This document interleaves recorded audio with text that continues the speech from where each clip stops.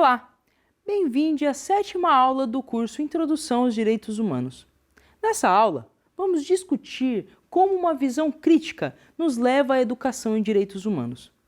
Conforme verificamos na última aula, a luta incessante dos mais diversos sujeitos sociais pela liberdade e pela igualdade implica tanto em fazer com que os direitos já existentes sejam reais para todas as pessoas, realizando de fato a igualdade, como também em usar nossa força política para criar novos sentidos para a liberdade. A perspectiva crítica sobre os direitos humanos entende que é fundamental considerar a historicidade dos direitos e como se modifica a realidade material onde eles ocorrem.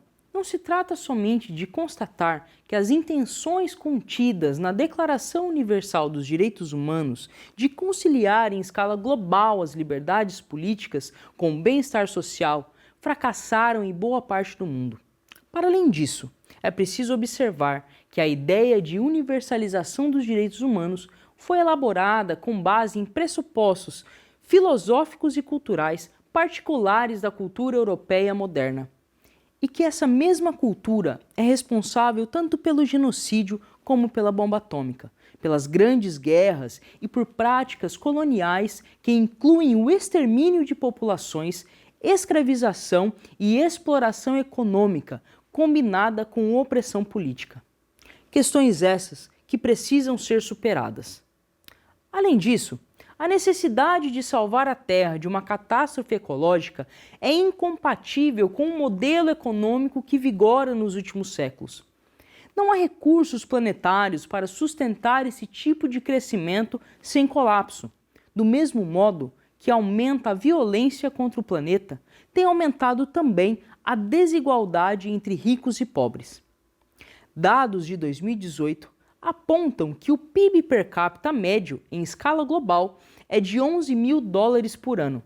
Ou seja, ninguém precisaria passar fome ou necessidades básicas se houvesse uma mínima distribuição da riqueza.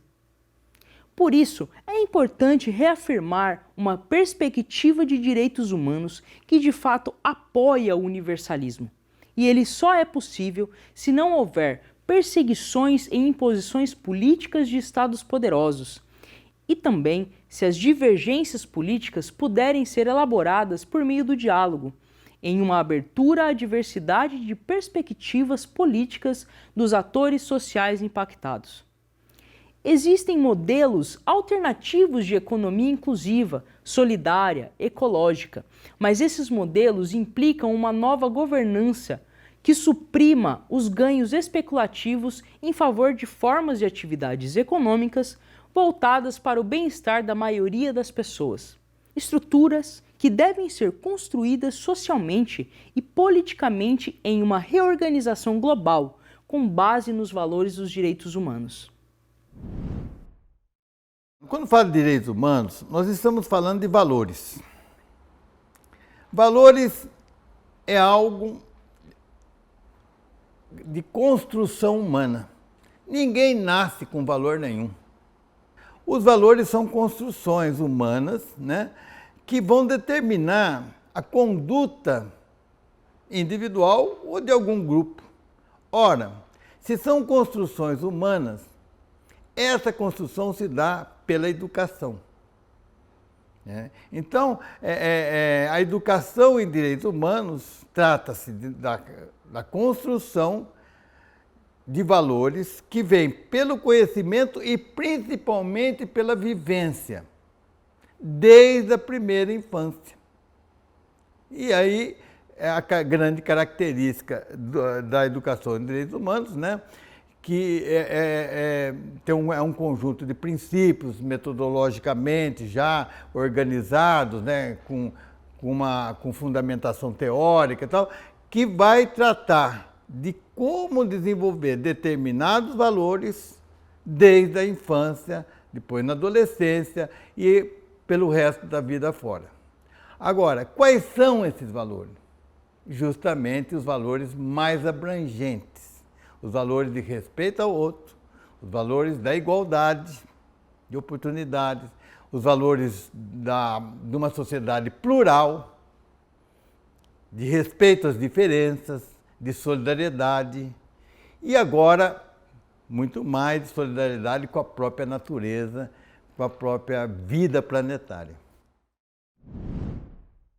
Outro aspecto importante na educação em direitos humanos é a ideia de democracia participativa. Educar em direitos humanos abre oportunidades para o desenvolvimento de uma cultura democrática e de formação de cidadãos críticos e participativos. O valor de comunidade e a participação política são elementos fundamentais para a defesa e promoção dos direitos humanos, já que é por meio delas que as pessoas podem influenciar a tomada de decisões políticas e exigir políticas públicas que promovam a igualdade, a justiça social e a proteção dos direitos humanos. Há um conceito, uma ideia central, que é a ideia de autonomia. Quer dizer, se eu participo de uma comunidade política, de uma sociedade, e respeito determinadas leis, por medo de punição, né? Isso também significa que, se não houver punição, eu vou agir em desacordo com a lei. Isso significa que essa sociedade precisa investir num aparato de vigilância e de punição e etc. E educar em direitos significa que a pessoa compreende a razoabilidade da existência de certas leis, de certas regras, né? E entende que essas leis e regras não são naturais, não são efeito de uma autoridade abstrata, mas são efeito exatamente da existência de uma comunidade política, da qual ela, como participante, tem o direito, inclusive, de questionar, de participar da elaboração, não é? Então, eu tenho a impressão que a educação em direitos humanos é uma educação para a autonomia, é uma educação para que a pessoa aprenda a participar de uma comunidade política como cidadão ativo, né? Para finalizar, precisamos reconhecer que há valores que ultrapassam as dimensões específicas, que são transversais a elas, sem serem de forma alguma menos importantes.